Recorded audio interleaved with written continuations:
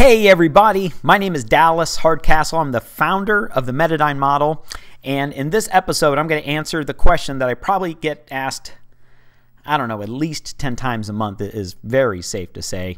And the question is that it's asked by authors and attorneys and athletes and project managers and on, people that maybe are not involved directly into the sales or marketing side of the business or their world, and they want to know how do they market better and sell, increase marketing and sales awareness for this great service or this great product that they have.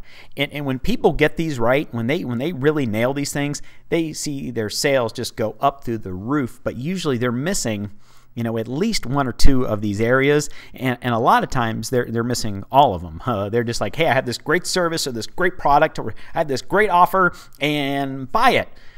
It doesn't work that way. So it's 4 really simple steps. Once we get engaged in these steps, though, and once we really start to learn them well and we use them really well, say you just see sales just go up through the roof when this is done really right.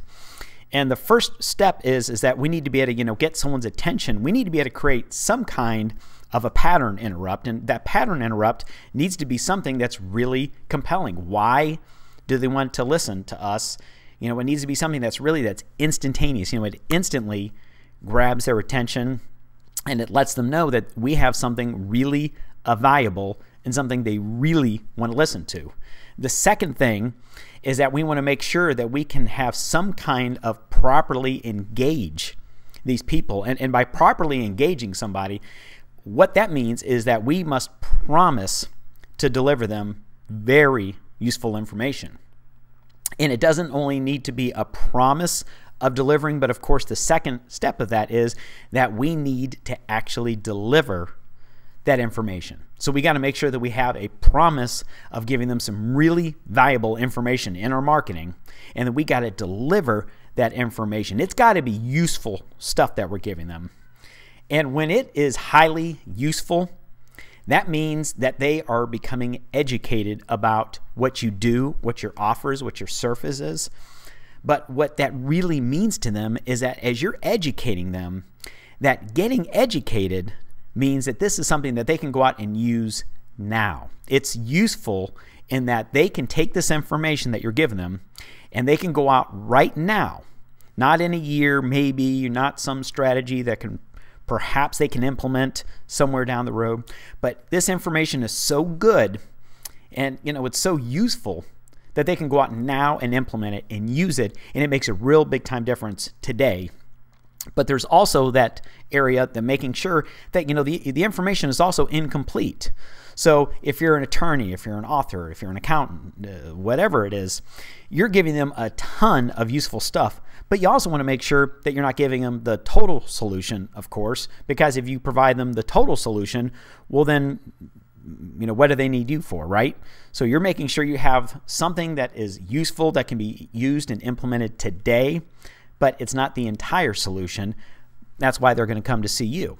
The last step is that then we take all of this and then we can present our crushing offer. And that crushing offer is something where we work really hard to make it where they just cannot refuse this offer that we're making. The offer that we're going to deliver to them is going to be something that is not only so difficult to refuse, but what we're going to do is really work on building the value of our offer. And what I mean by that specifically is people sometimes think a crushing offer means that they're going to discount it 30% or 50% or 70%. That's not a crushing offer. That's just handing away valuable profits from hopefully a great product or service that you have to offer.